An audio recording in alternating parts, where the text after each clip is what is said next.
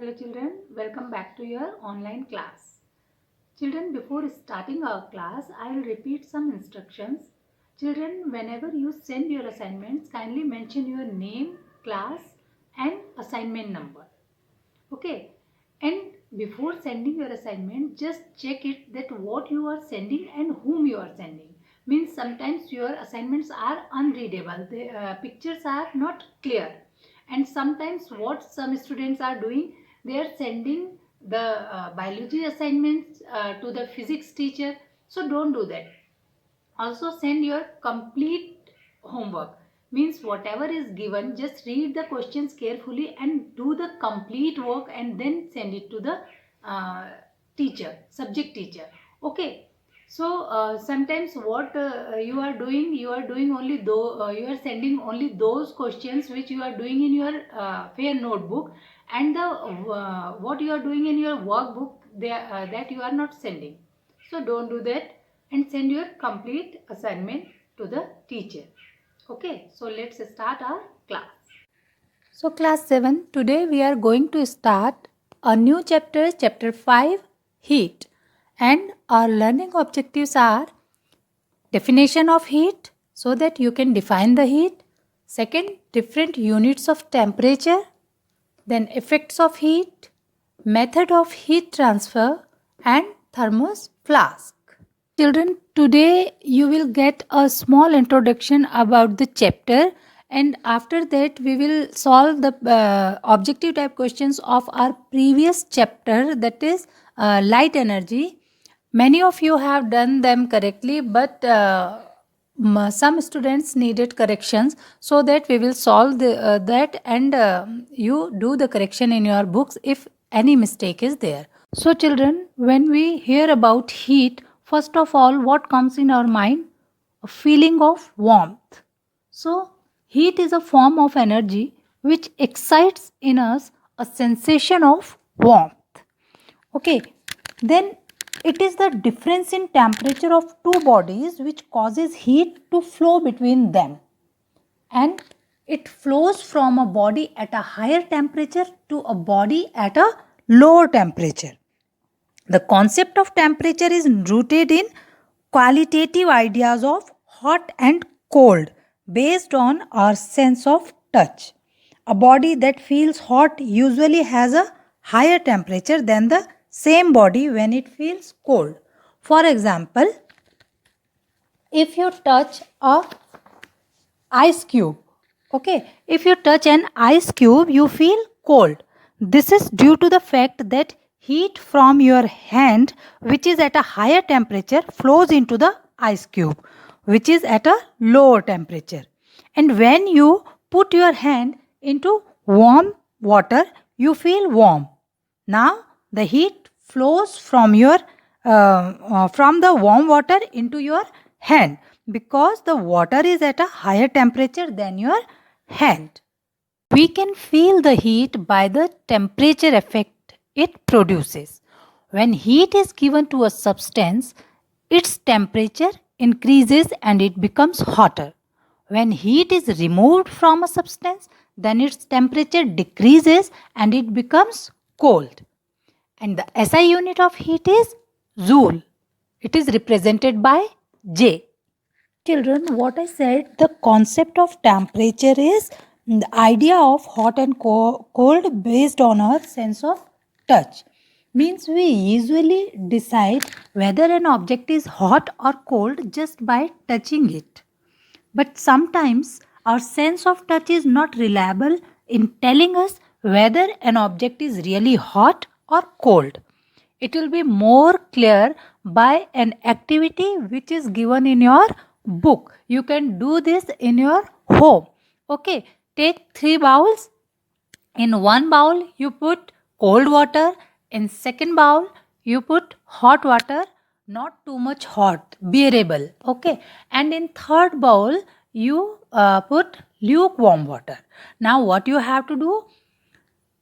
Put your left hand, dip your left hand in cold water bowl and right hand in hot water bowl for 2 or 3 minutes. Now take out the hands from these bowls and dip both the hands quickly in this third one, lukewarm water bowl. Now what you will find that the water in this bowl, okay, will appear hot for this hand which was dipped in cold water. Okay, and the water of this bowl will appear cold for the this right hand which you dipped in hot water. So from this activity you can conclude that we cannot depend on our sense of touch for estimating the hotness or coldness of an object. So we need some reliable measure for estimating the hotness or coldness of an object. And a reliable measure of the hotness or coldness of an object is its temperature. You all know the definition of temperature. So now we will be discussing the temperature in our next class. And before that, we will solve the objective type questions of our previous chapter, light energy. Okay? So children, on page number 74, there are objective type questions which I have given you in your homework. So if any correction is there, just match with this video and do the correction in your book. Okay. So first one is the angle of incidence on a plane mirror is 30 degree. The angle of reflection will be, so we all know the law of reflection is the angle of incidence is always equal to the angle of reflection. So option A 30 degree will be the correct answer. Now question number 2 is which of the following will produce diffuse reflection of light? So we know the rough surfaces produce diffuse reflection. So a piece of paper and a leather bag. So D1, B and D options. Clear? This one will be the correct answer. Now question number 3. If you stand 1 meter in front of a plane mirror, how far away would you see yourself in mirror? You all know the image formed in a plane mirror is the same distance behind the mirror as the object is in front of the mirror. So if you stand 1 meter in front of plane mirror, then image will be behind 1 meter of the mirror. So this one will be the correct answer. Now fourth one, the image formed on the plane mirror is, you all know, not a real but a virtual image. Now the fifth one is, which one of the following is the best reflector of light? So plane mirror is the best reflector of light. Option B is the correct answer. Now sixth one, the plane mirror forms a, you all know, virtual image. Now seventh one, the interchange of left and right between an object and its image is called lateral inversion. In my previous video, I have explained then left becomes right and right becomes left in a plane mirror. That is called lateral inversion.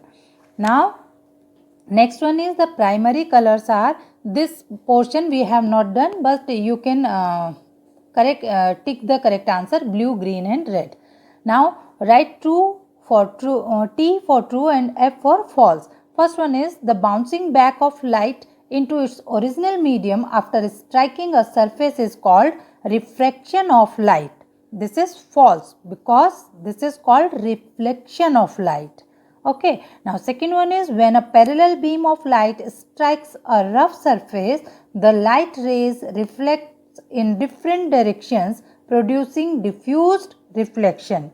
Yes, this is true because surface is rough. Now third one is the angle of incidence is always equal to angle of reflection. Yes, we know this is the law of reflection. So this is true. Now fourth one is the image of the right hand in a plane mirror looks like left hand. Yes, this is called lateral inversion. So this is true.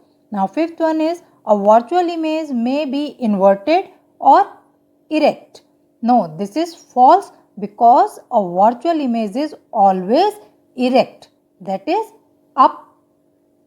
upright. Okay. Now sixth one is the image formed by a plane mirror is a real image. No, this is false because image formed by a plane mirror is virtual image. You can't obtain it on a screen. Now 7th one, in irregular reflections we can see objects clearly. This is false because irregular reflections produce diffuse reflection of light. Now 8th one is the image formed by a plane mirror is diminished. This is also false because we know the image formed in a plane mirror is the same distance behind the mirror and of the same size of the object, not large or not diminished. Question number 9 is a ray of light obtained as a result of reflection from a surface is called an incident ray. This is false because that one is called reflected ray. Now 10th one is in reflection the angle of incidence is always greater than the angle of reflection. This is also false. You all know the law of reflection. The angle of reflection is angle of incidence is always equal to the angle of reflection. Now 11th is the image formed by a plane mirror is of the same size as the object. Yes, this is true. Now fill in the blanks. A black surface reflects almost no light because it absorbs the light. Now second one is the polished, shiny and smooth surfaces reflect light in a regular way. Okay. Now third one is a narrow beam of light is called a ray. Fourth one, the perpendicular to the surface at the point of incidence is called the normal. You all have written the definition of these. Okay. Now fifth one is plane mirrors are used in making periscopes. Sixth one, the virtual image is just an illusion. Means it is not real. Now seventh one, the retina of the human eye has 3 receptors for colored light. This part we have left, so no need to fill it. Okay. Now question number D, match the following. First one is incident ray. You will match it with B option. A light ray falling on a reflecting surface. This is called incident ray. Second, point of incidence, that is option D will be matched with it because the point where the incident ray strikes is called point of incidence.